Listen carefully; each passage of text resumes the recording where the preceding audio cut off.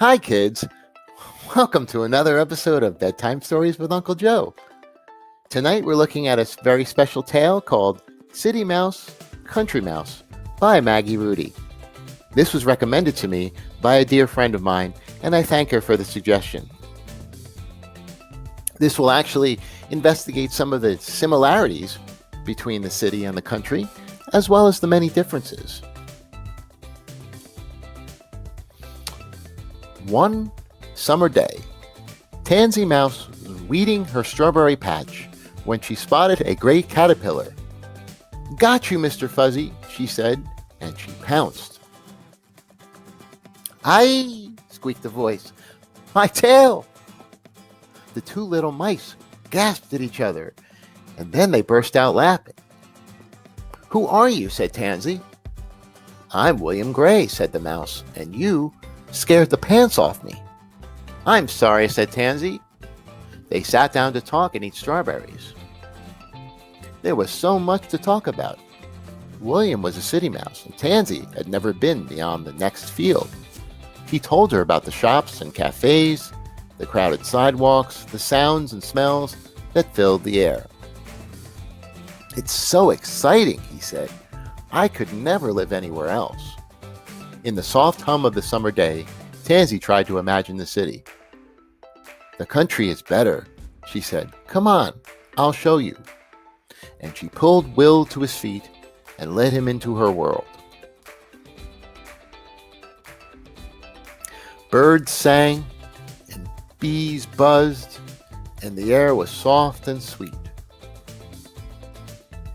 Tansy lifted her nose and sniffed. "Just smell the freshness," she said. All day long, the new friends wandered through the leafy green land, talking and laughing. At last, Will looked up. "The sun is getting low," he said. "I'd better be going." "But I'll miss you," said Tansy. "I'll miss you too," said Will. "I miss you already." They looked sadly at each other. Then they shook paws and walked away.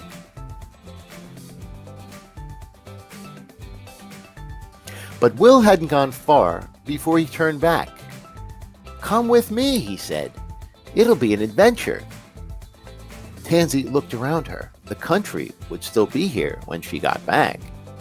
"Let's go," she said, and they set off toward the city.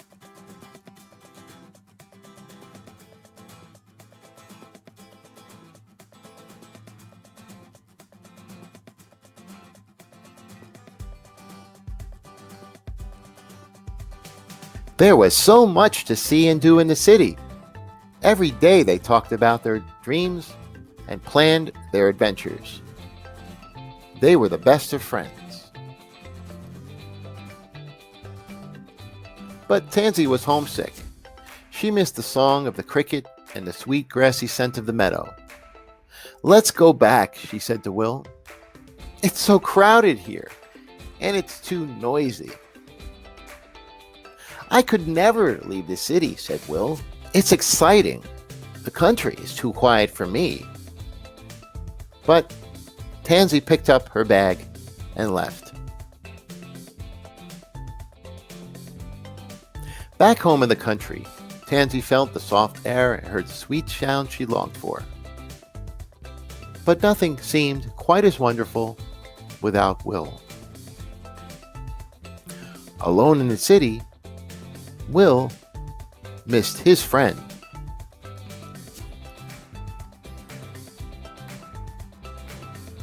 The days passed, and the heat of summer gave way to chilly fall. The strawberry leaves shriveled in the frost, and Tansy made jam with the last berries. "Oh, how I wish I could share this with Will," she thought. In the city, Will looked for Tansy in every face.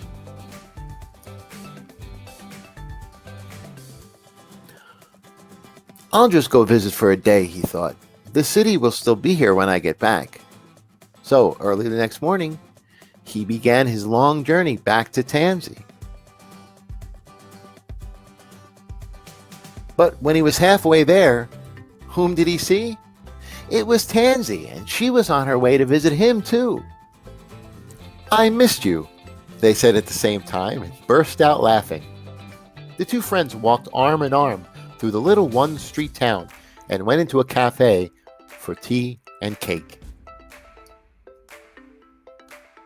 I like it here, said Tansy. I do too, said Will. It's not quite the country and not quite the city. It's in between, said Tansy.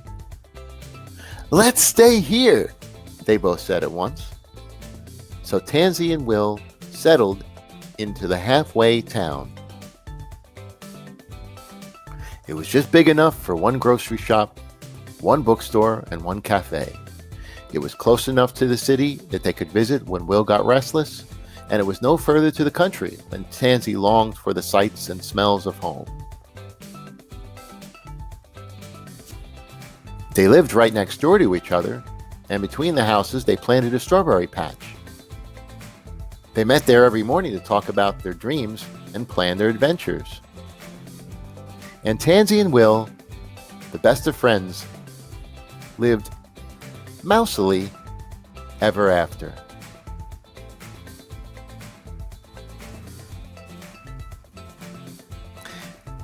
Sweet dreams, everyone.